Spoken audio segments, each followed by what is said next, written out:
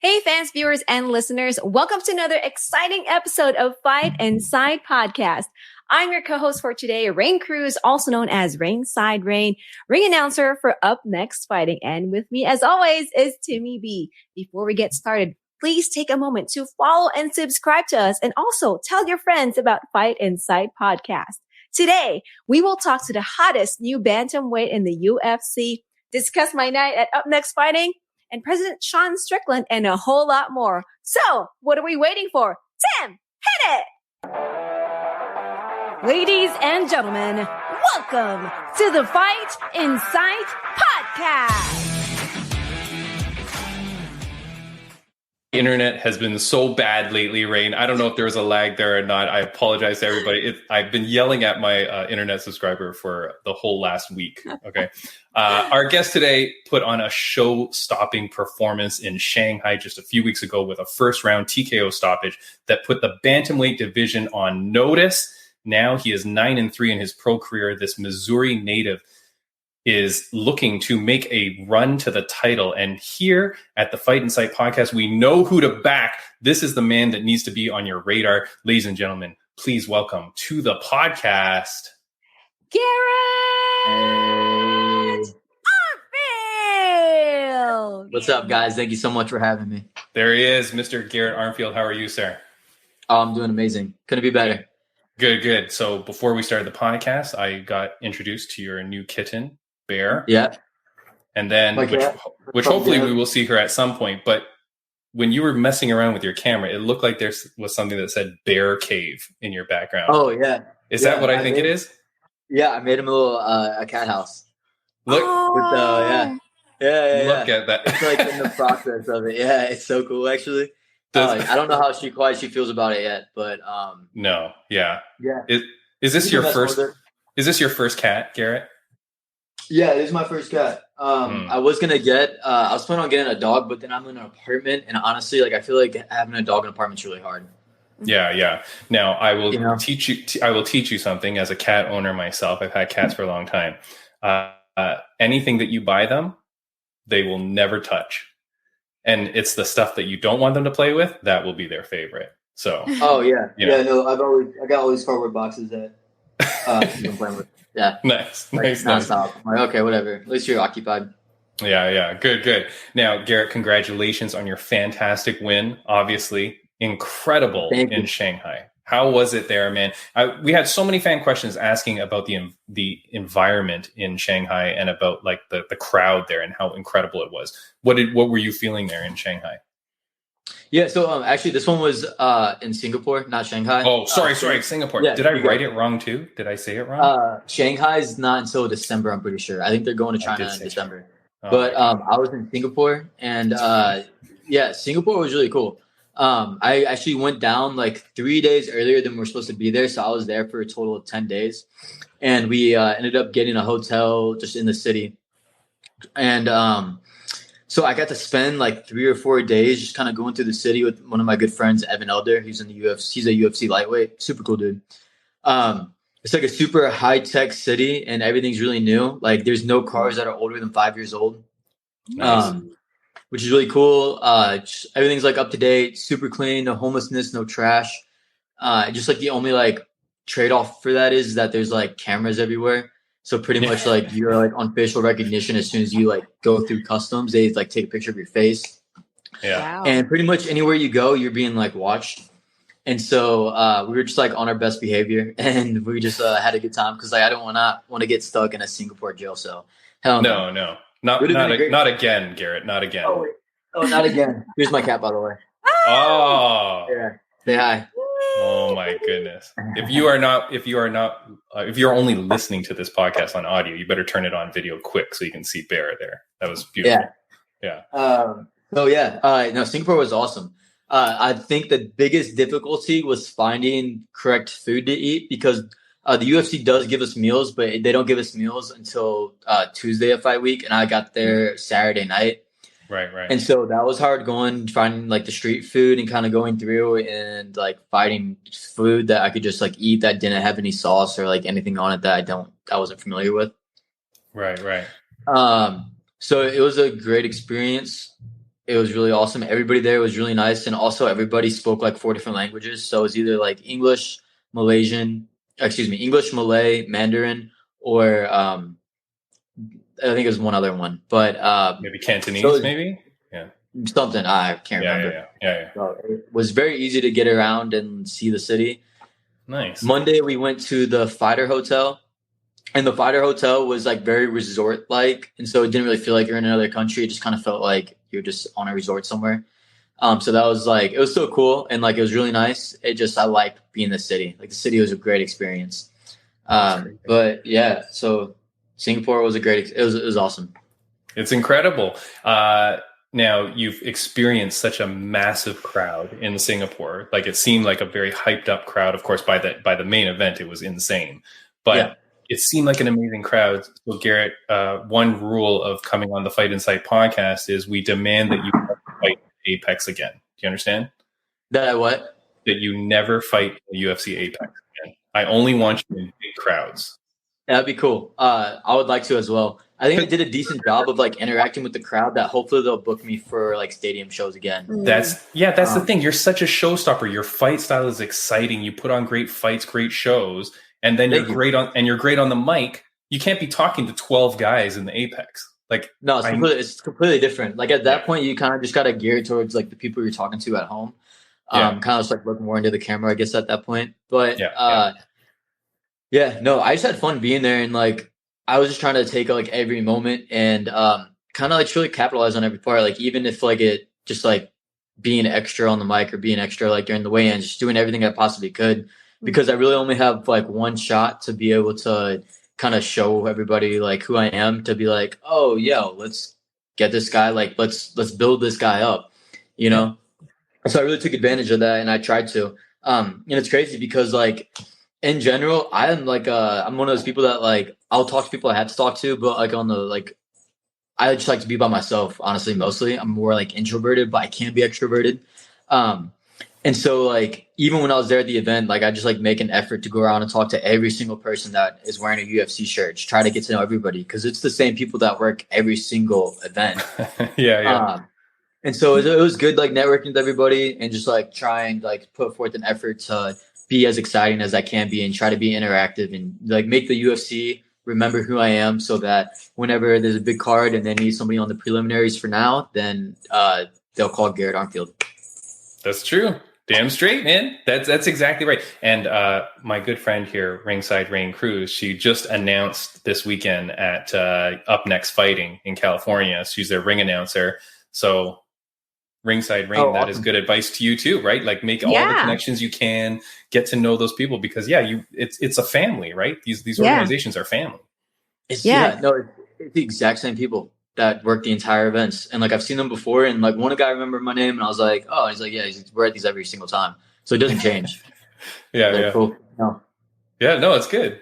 Garrett, I did want to ask you, what's the coolest thing about Garrett Armfield that people don't know?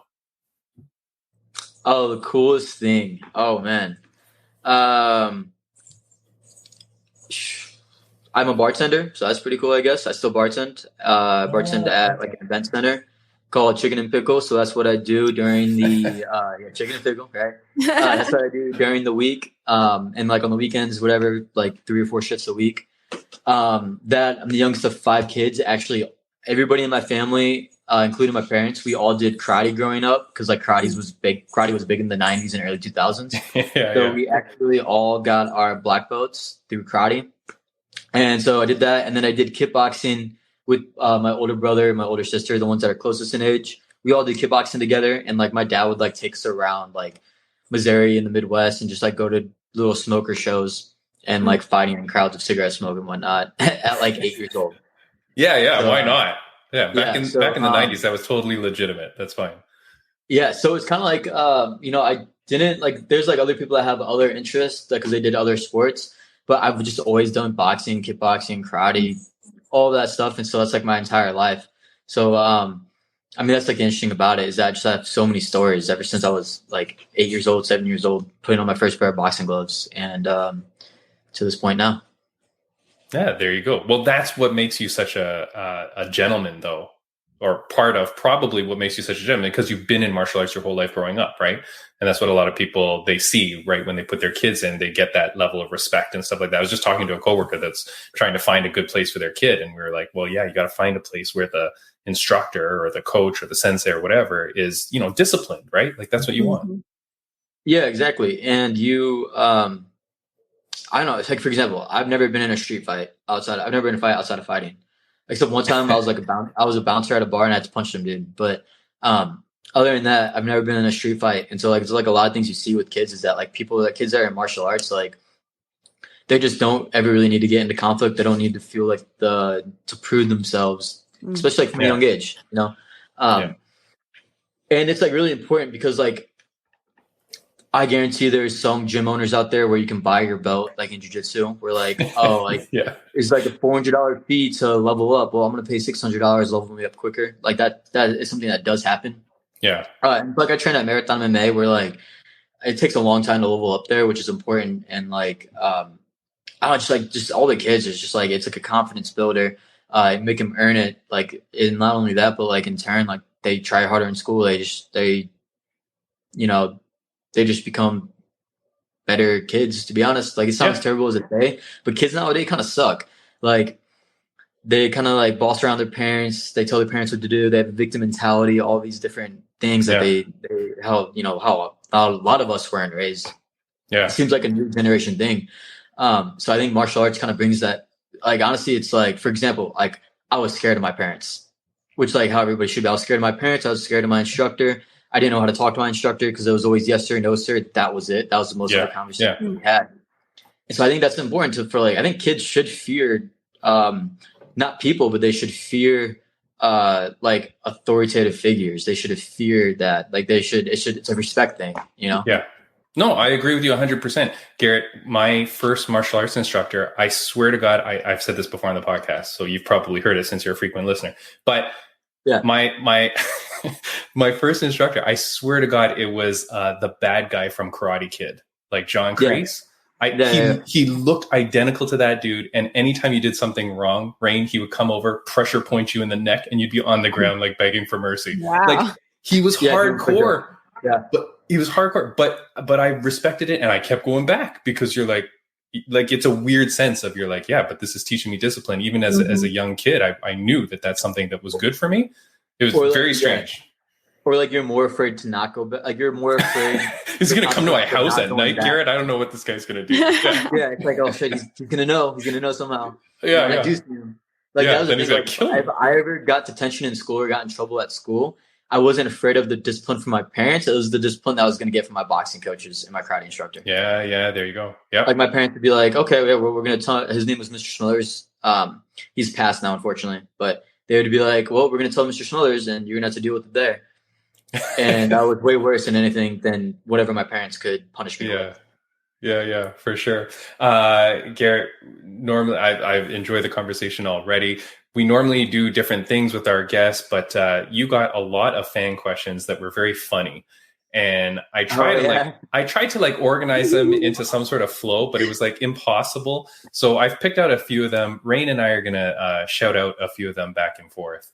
They're all at me. Let's hear it. You can answer these guys. All right, Raine, take it away with question number 1. All right, I'll go first. Well, this question is from Aaron's number 2.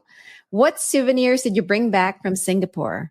Oh, actually, I got some. Okay, I got a couple stuff right here. Oh, I got some Singapore coins. Ooh, nice. All right. I got like a Singapore dollar, and then actually, I got this from my family that I ended up eating myself. As this always happens. I got Japanese Kit Kats. What? Oh, nice. Wait, are those like matcha? It's green tea, matcha. Oh, Raine loves her matcha. What? Send some over. Yeah, those are good too. And then I got the other Japanese candy that I'm not quite sure.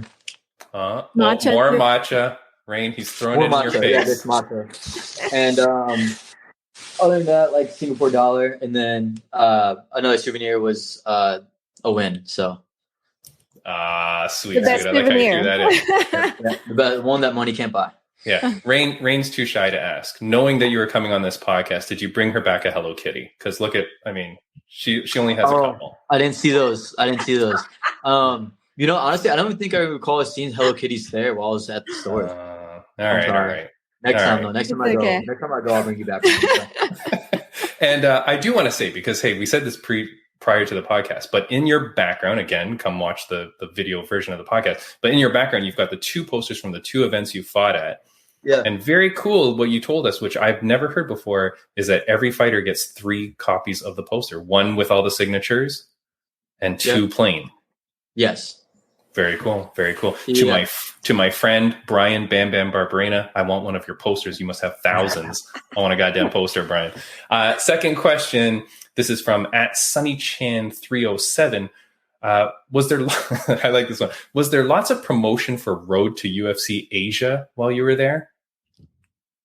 I mean, like, nope. What do you mean, like, promotion? Like, let's put it this way, Garrett. There is nothing ever in North America about Road to UFC. No. Asia. Oh, okay. So you mean like poster or like, okay. Like was there anything like a poster, a sign, anything? No. The answer is no, Garrett. No, I'm going to say no, but social media wise, since my location was in Singapore, I did get more of it. Oh, okay. Nice. Yeah, so I didn't get all location based. I got that. And then also like they had, because they were the next day, Road to UFC. That's what I need. Yeah, so they had like all of the like their workout room and all that stuff was next to our workout area, our training room. But yeah, other than that, it was just mostly social media, which like again location based. I saw that. I didn't see any posters or any commercials, but social media advertisement.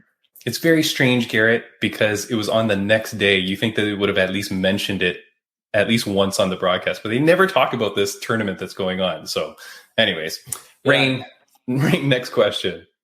All right, this one's from Zach Lindman.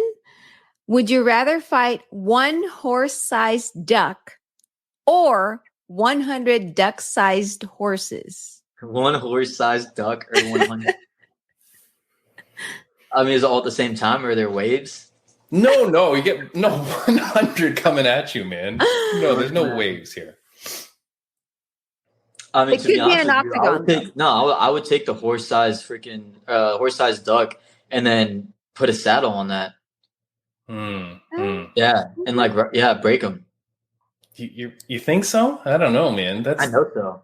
Yeah, I know so. Oh, all right. Yeah, it'd be like one of those like one of those vehicles that can go on water and on land. Oh, nice. Yeah. Okay, like a Final Fantasy kind of thing, right? like a some sort of mode of transportation. It's should be my homie. Save some gas money. All right.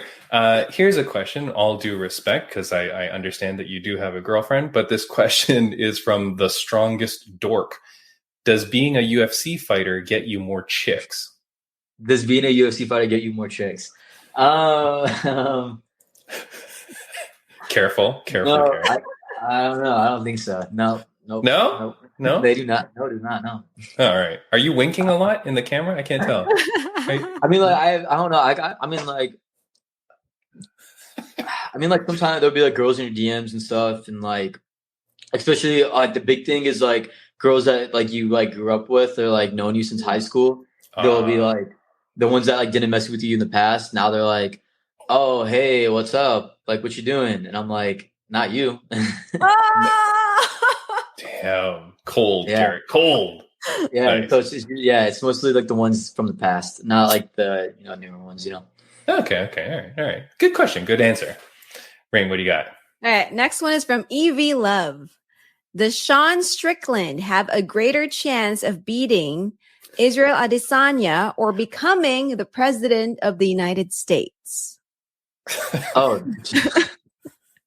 man. I think they're saying that because, like, obviously it's very hard task for him to climb. So it's like a rhetorical question, I guess, in a way. Mm-hmm. But I would say, honestly, like, I'm kind of rooting for Sean Strickland just because I want to see just like the havoc that it brings to the UFC. I like drama and I like the underdogs. So I kind of want to see him win. I don't think he will, but it'd be cool. It'd be cool to see what happens, especially like the UFC just put Adesanya on their cover. Yeah, of UFC 5, the video game, right? Yeah, UFC 5, like the bonus edition or whatever. So I mean, that would kind of be like a bomb in their plans. But no, I would say probably neither to both. No, here's the thing. I'm rooting for Sean as well. I think he can get it done. Although I'm really not happy, Garrett. Just before we started this podcast, I think it was his coach posted something or was quoted in an interview of saying, Sean has to do, this is Sean's coach. He says, Sean has to do everything right. And Izzy has to do a few things wrong for us to get the win. I'm like, that's not super great confidence. I mean, no, but I want Sean to win, man. But he said there's a way to win.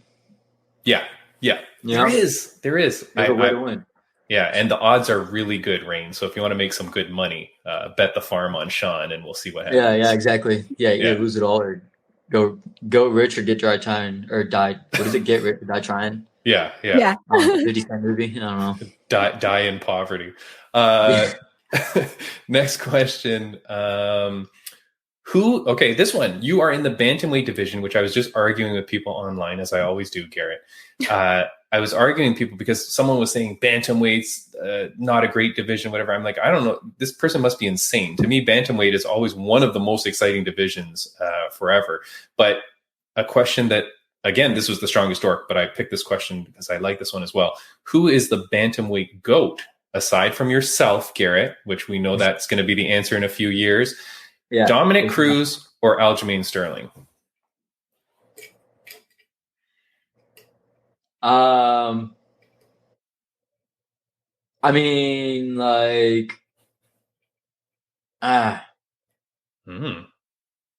Sterling. What? Really? Yeah, Aljamain Sterling. Yeah, wow. Yeah. I mean, like, yeah. I just think, like, skill-wise, like, Dominic Cruz is very talented and he's a good fighter, but I wouldn't say that he was the GOAT. For sure not. I think there's other people that ahead of him that could be the GOAT rather than him. Like, I think even TJ Dillashaw did a lot of steroids and all that stuff. I think he even places higher than Dominic Cruz.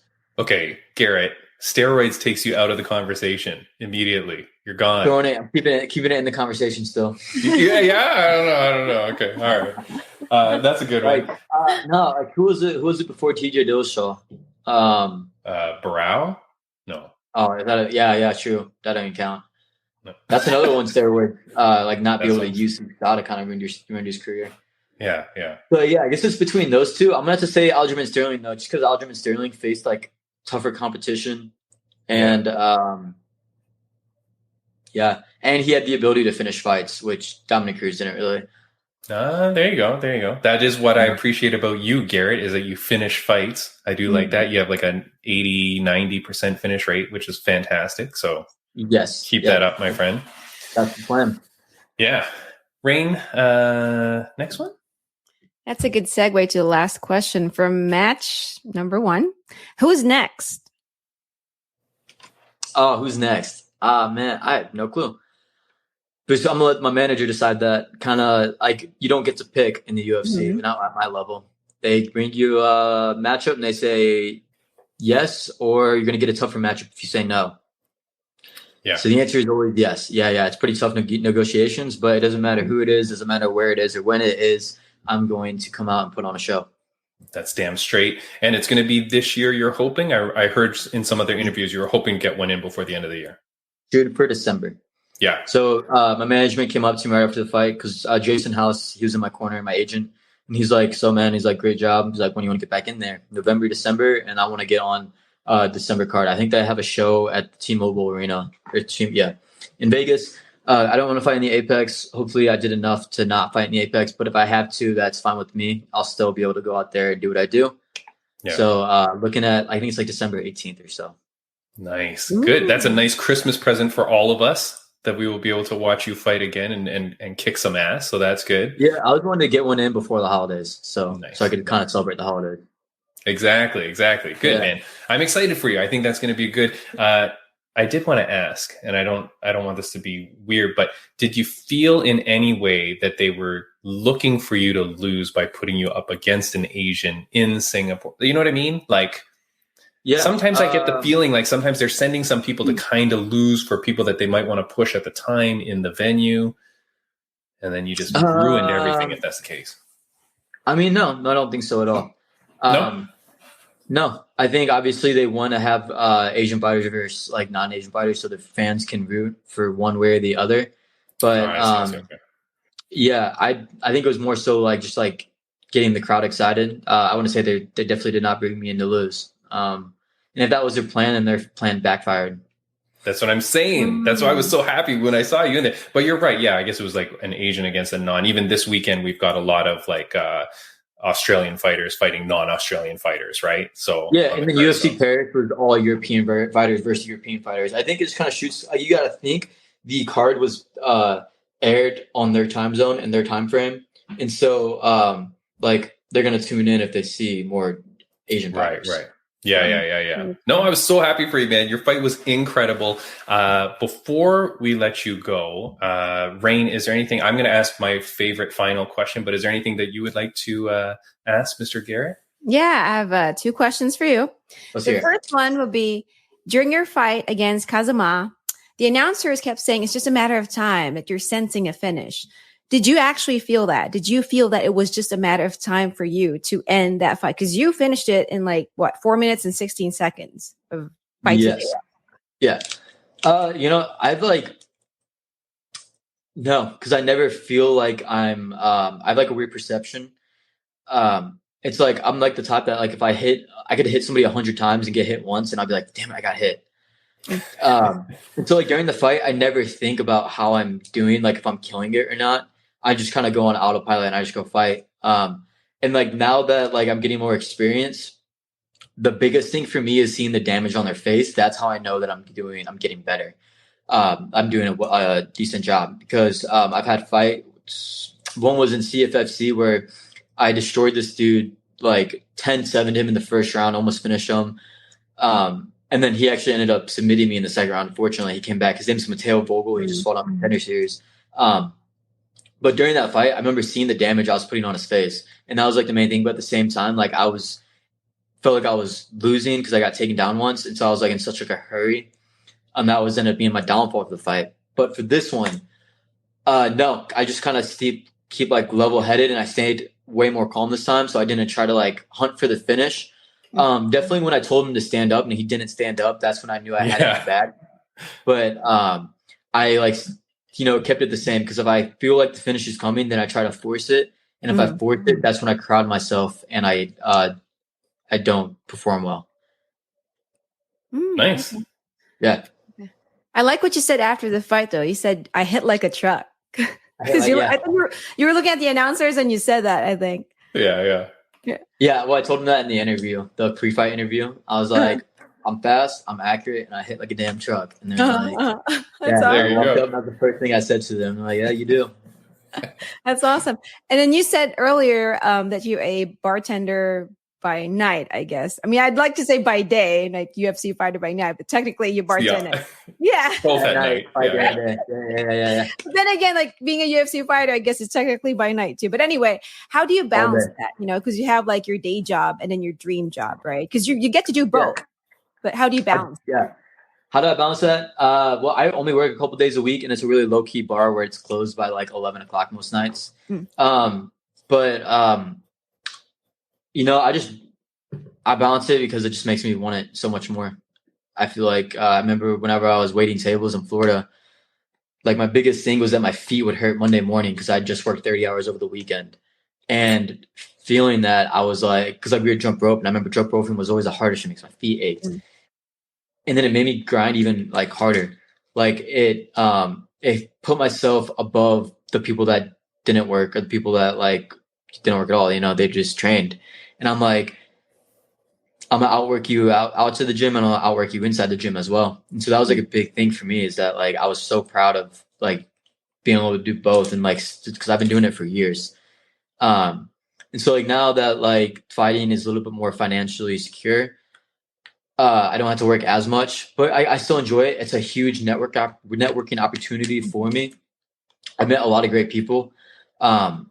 Like I met a guy through there that I got to take a tour of the MLS team in Kansas City. And now I get to go so now I get to go hang out in one of their box seats here in a couple weeks. Very nice. And so it's like a great way to network people, meet people. Like I'll give people my Instagram nonstop, so it builds my fan base. And it helps me get better at answering questions fighting related, because I get about 30 times a day. People think I'm like joking that like I get asked about my cauliflower ears all the time because I got it in both ears. I shit you not, it's probably about 20 times a night people ask me about it. Wow. Yeah. Oh yeah, people have no filter. Nice. And a good segue into that, Garrett, I have your Instagram handle scrolling along the bottom. So for those listening on audio only, it's at Garrett Armfield 135, as he is the bantamweight to watch. So make sure you do go follow him, give him lots of love and support. Garrett, we always shout out our friends of the podcast as you have fights in the future and stuff like that. So we'll always keep people apprised as to what's happening. Yeah, please do. Yeah, of course. And before I ask you my final question, Garrett, is there anything that you wanted to say to the fans, viewers, and listeners of the podcast? Yeah, man. Shout out to everybody that supported me along this way. Thank you to my friends, my family. Follow me on social media. Shout out to all my sponsors. I really feel like I'm going to be able to bring a lot of excitement to the bantamweight division.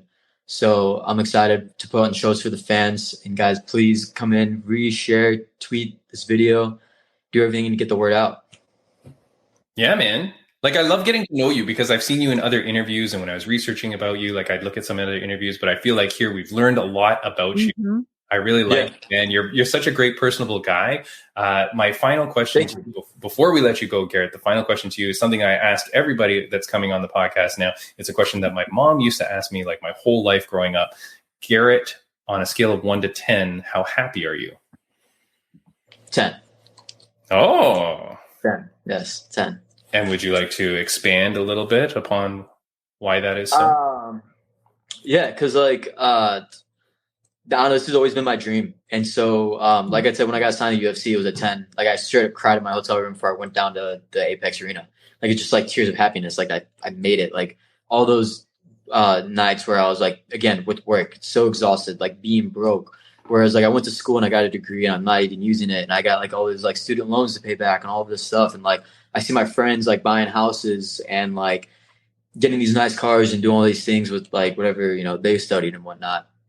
And like I was like, no, it's gonna be worth it. It's gonna be worth it. I know it will be. Like, just like keep going, and it'll pay off. And it, like not even like financially, but like just being so proud of that I never gave up, and like see my parents proud and see my family proud. That was like a big thing with getting to the UFC. And then I hadn't fought in a year, and I had a couple of fights pull through, and I was like, shit, like how like I'm here, and like the hardest thing is staying in the UFC. Like I just like, you don't know until you know how the fight's going to go.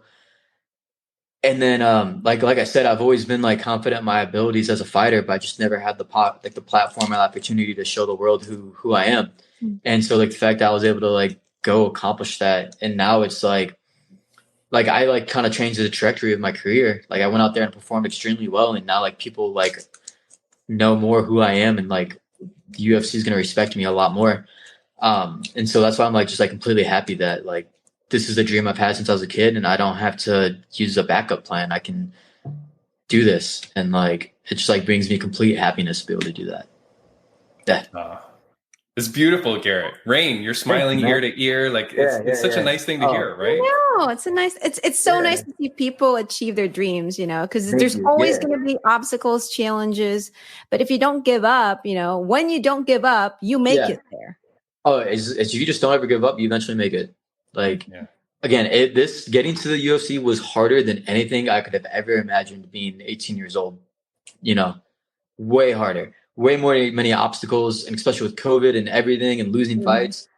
Oh, wow. It was like the hardest thing I've ever accomplished. And I think that just makes it so much more sweeter. That's right. I thought when you said you had achieved all your goals, I thought you meant getting onto the Fight Insight podcast. But I won't. That was up there. Is it close? Yeah, it's up there, yeah. And my next goal is to put back on the show, too. So. Well, hey, Garrett, you are always welcome, my friend. Thank you so much. I've kept you much longer than I had told you. Oh, it's all right. I can ramble sometimes. No, it's good, man. Thank you so much for coming on the podcast. You're an absolute gentleman. You're a killer fighter in the cage, man. You are a real guy that people need to watch out for. I know that not everybody always watches the prelims. I tell people they're stupid. Like, watch the prelims. That's where the action happens. Garrett, you are the man to watch, my friend. So congratulations. Good luck in Hogwarts Legacy. I hope that it downloads for you. Still downloaded, so I gotta say it. No, you still got a few gigs to go. All right, man. We will talk to you later. Have a good one. Thank you guys so much. Have a great one. Thank you so much, Garrett. Have a good one. Bye-bye. See ya. Bye. See ya. What a good guy. Yeah. What a great guy, man. Oh, my goodness. Yeah, we got to meet his cat, Bear. We got to meet Bear, who is very, very cute. The Bear Cave. Yeah, it was Bear Cave. Yeah, that was adorable.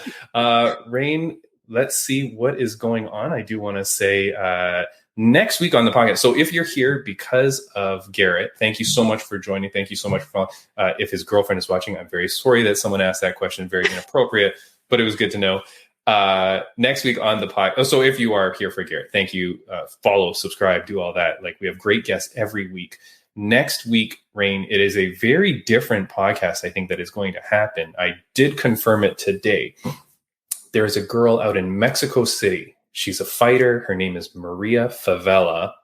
Mm-hmm. I saw her maybe a couple years ago. She was fighting in Calgary at some event, and she was kicking ass in Palace Athena. And I was like, this is a girl to watch. And following her on Instagram, seeing, because I know this girl's going to make it, Mm-hmm. She ends up getting cancer. And she shares it online that she's going through cancer. And then she keeps up with the Instagram stories, and like, she's going through the chemo and everything's going crazy. I'm like, oh my goodness, And so I'm kind of following her now, thinking like, oh, I want to, give her support when she's sending out these messages, because she's really being open and honest online.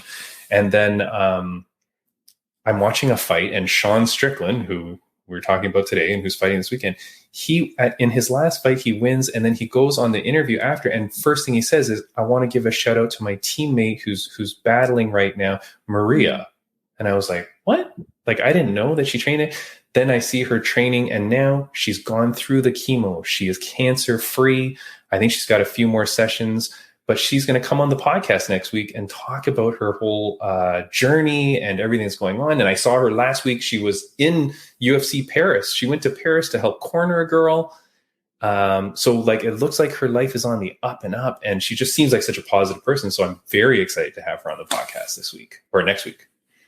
Wow. I'd love to have that chance to talk to her too. Well, you are invited, Raine. I'm really excited. And she's someone that I've been following, and I just think like, it's really cool, what she's been doing. And you think like all the people that she's probably inspiring and motivating on her social media. So very excited. Next week, Maria Favela is coming on. And she also trains with Sadibou C, who's another former guest of the podcast. And I saw her taking some photos with him. So it's kind of cool how small this world is, Raine. Yeah. Friends of the podcast update, do want to give a shout out to RageWorksNetwork.com. So we're there. We tell you all the time, their audio podcast network, RageWorksNetwork.com. Go check them out for podcasts like ours and other podcasts that are amazing. So go check them out.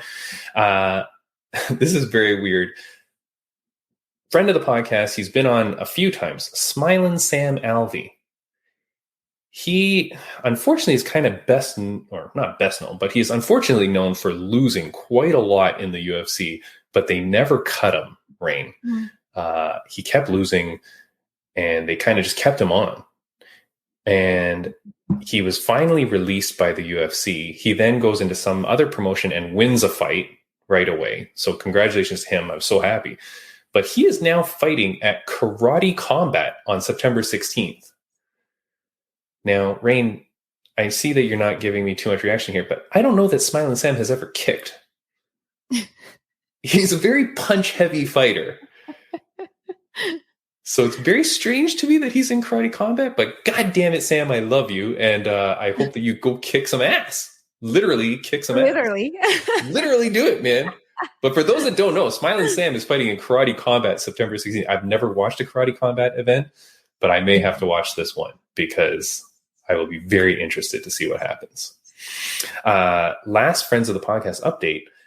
You may know her. Ringside Raine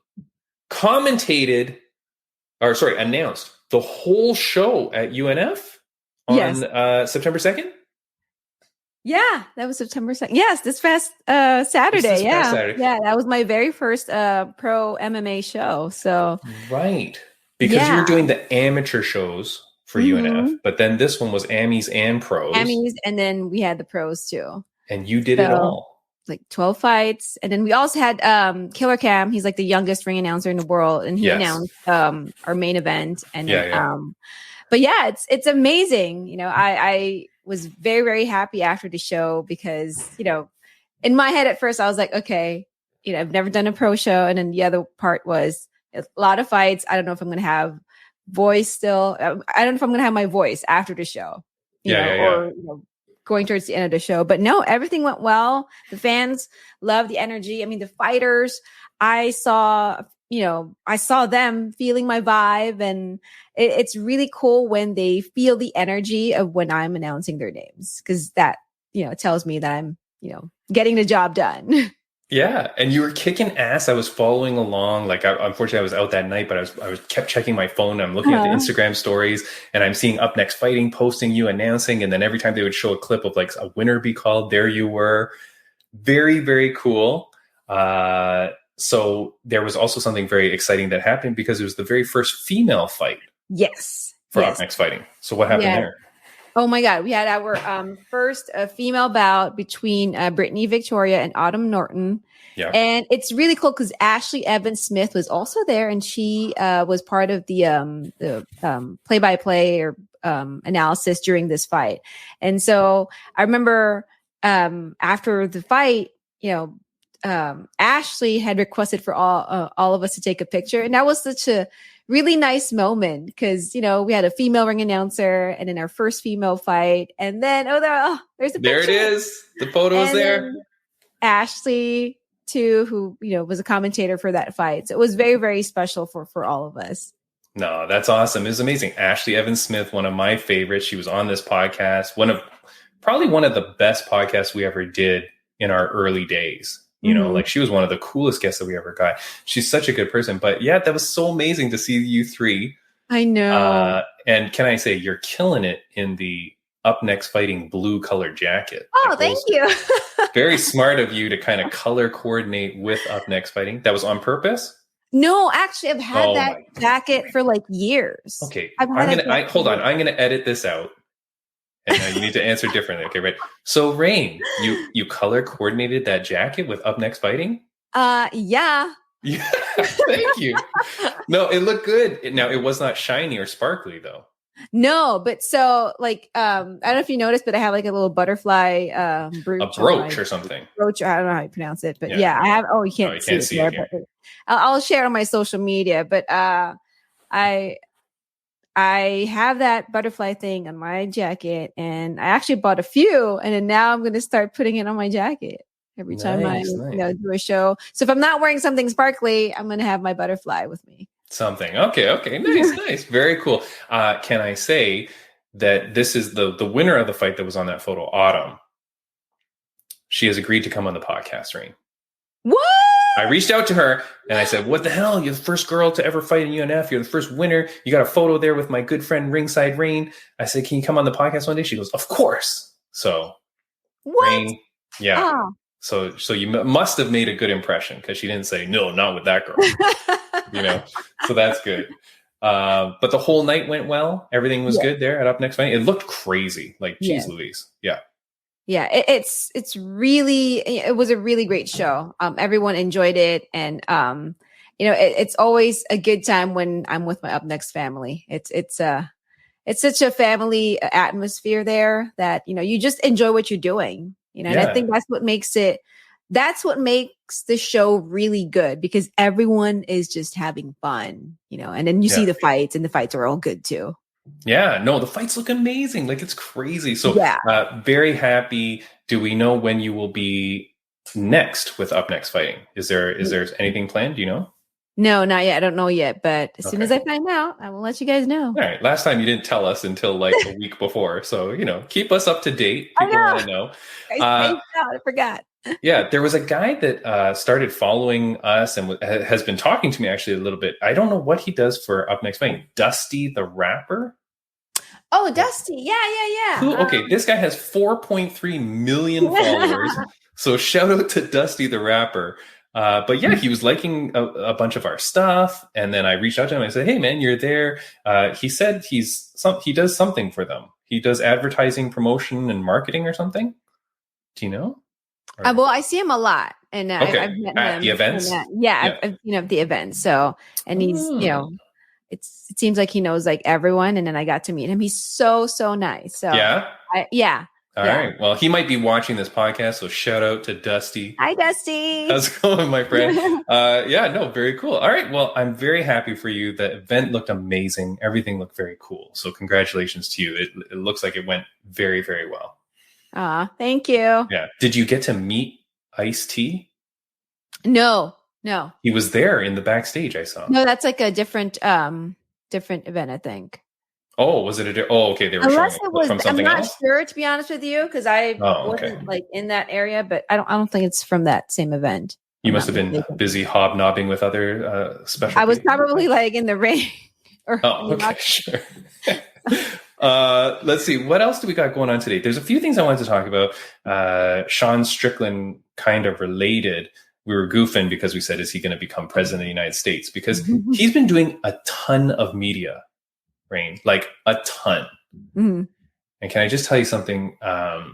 Unlike our guest next week, who's using social media for a very positive cause and like probably her own mental health, but as well as to kind of help others and inspire others, I do have a problem a lot when people start to go on social media a lot. Normally, it's females who start to do a lot of bootylicious photos, like, right? A lot of bikini stuff and things like that. And I have noticed, I do put like a few bucks here and there on fights. I will bet against girls that are doing that a lot because I always think like, well, technically they do lose a lot. And I always think like, maybe they're not so focused. Maybe they're a little bit thinking about other stuff. They're trying to transition into other stuff a little bit, and it seems like it takes their attention away. Mm-hmm. Sean Strickland is on social media a lot, way more than he ever did, doing videos, which I'm sure you're not filming them in one take. Like it probably takes a while. Like he's doing all these fancy videos with like him, with wearing shirts saying Sean for president. And he's doing all these, like cutting all these promos. Raine, how much do you think this is going to impact his ability to win the fight this weekend? Probably a lot, because I feel like if you're losing your focus on like what you're really supposed to do, then, I don't think you're going to get the job done, Not just like for him, but like for everyone. Like it's the same. It's like I feel like if you lose your sight on the prize, it's like, oh, okay, somebody else is going to take that prize from you. Yeah, and like people will say like, oh, well, you can only train so much in a day. You can only eat healthy so much in a day. Like there's obviously downtime that he can be doing this stuff, but I don't know. I run this stupid little podcast, Raine. It is 135 episodes deep. And my wife will often say, like, how much time this is taking up in my life. Like, it's not as easy as, 1 hour of recording and then posting it. There's a lot that goes into it, booking all the guests and doing all this and planning out the schedules and blah, blah, blah, right? Working with co-hosts that are so difficult, such as yourself. Right? Yeah. But it's a lot. So I would think that if Sean Strickland is busy putting out all these posts and stuff like that, somehow it's mentally taking up space that he's doing this stuff. And I just wish he would stop doing it. Like, because it always seems too that he's got like a lot of planned jokes, like that things kind of come off a little bit planned or whatever. So I'm like, how much are you planning this? Like, I need you focused, man. You're like, it's really good odds if you bet on Sean. So I'm betting on him because I need to make money. So I need him focused. But have you ever, I know you're kind of new to MMA and stuff like that, but have you ever noticed that? Like, do you question people when they're posting a lot and like excessively posting? Have you noticed that a bit? I mean, I've noticed people doing that, but you got to look to see if they win after. That's the kicker. Yeah. And because like to me, it could be because they know they have an upcoming fight and they're trying to promote themselves. Yeah. That could be it too. So maybe, I don't know if he's trying to go to the influencer route too, because he's probably seeing that there are some influencers that are like actually getting the spotlight too. In the fight scene. So, but he doesn't have to do that. He doesn't have to do it. He's a real fightor. I know. And that's the thing too. Like, we'll hear young fighters and they've come on this podcast saying like, well, hey, the more social media influence I have or the more social media followers I have, promoters will like that and they'll sign me for more fights, or they'll blah, blah, blah, right? Because they know that I'm going to bring with me an audience. But kind of once you're there, once you're fighting for the world championship in the UFC, I wonder how much stuff you need to do, unless it's like to do an ad for something, like unless you're holding up your bottle of Prime and, you know, drinking it and trying to get money off the endorsement, that's different. But when it's just like comedy skits. Is that what you're just trying to do right now? Trying to get promotion? Me? Yeah, Prime. I would like some money. I'm drinking this stuff. Honestly, I hated this stuff when I first started drinking it, but now it's like kind of like grown on me. It's pretty bad. But yeah, I don't know. I don't like Sean doing it, but we will see what happens. For people that are going to say, what the hell are you talking about? Who are you talking about? I can name out a few. Marina Moroz, Itsuki Hirata, Taylor Starling. Those are three that come to mind that we're doing a lot of, you know, not OnlyFans stuff, but or I think they do maybe, but like that kind of like borderline nudity stuff. Yeah. And it's like a lot. And then I'm always wondering, like, why do you do this? Like, what? They don't get money when you post on Instagram, right? Like, I don't know. I'm not sure, unless that is kind of like their ad for people to subscribe, you know, to something else. That could be it. Because like, I don't know if they have other jobs aside from like, you know, what, you know, God knows. Yeah. I don't know. But like, you know, you got to pay the bills. So, but we could go down that road a lot, Raine, because I don't know about that. But in terms of like, I'm not so keen on the girls doing that for money. But sticking to Sean Strickland, he fights this weekend. So if you're hearing this is going to be on the Thursday. You know, on that Saturday, he's fighting for the title against Israel Adesanya. Mm-hmm. Just a quick topic we'll touch on. If Sean Strickland wins, Israel Adesanya will have lost 2 in his last 3. He lost to Alex Pereira, then he won the title back, then he would lose to Sean again. If Israel Adesanya loses, there's no way I feel like he should get an immediate rematch for the title. He'll have lost 2 of his last 3. I don't care how dominant he was before that. What do you think, Ringside Raine? You know, you come from the world of wrestling, professional wrestling too. I hated always seeing the same matchups all the time. Yeah. You know, I think you got to give somebody else a shot. Yeah. And at this point, if he can't like get the job done, you know, then, you know, let somebody else try. Yeah. And I don't care whether he loses like in a flash knockout. I don't care whether he gets murdered the whole time. And I don't care whether it's really close. Frankly, I don't even care that it's a robbery split decision or something.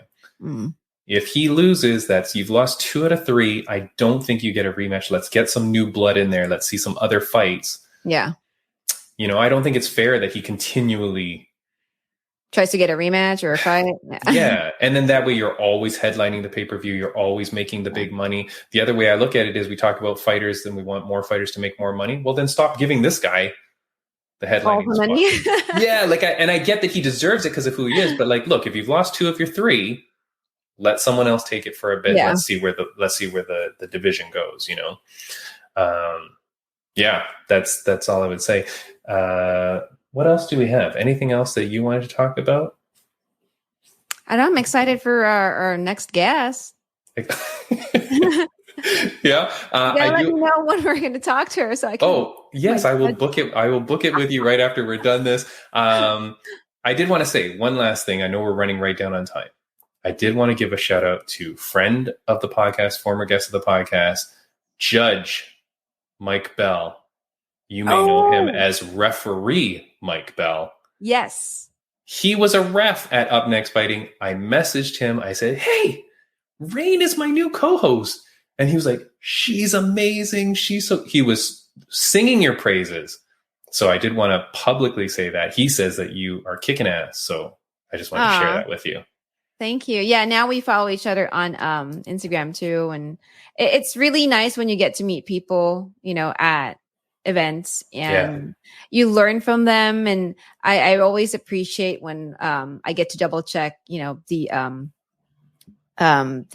results of the fight with the refs. Because that's like my last, okay. You know, my last step before I actually say, okay, this is the official, you know, winner, whatever.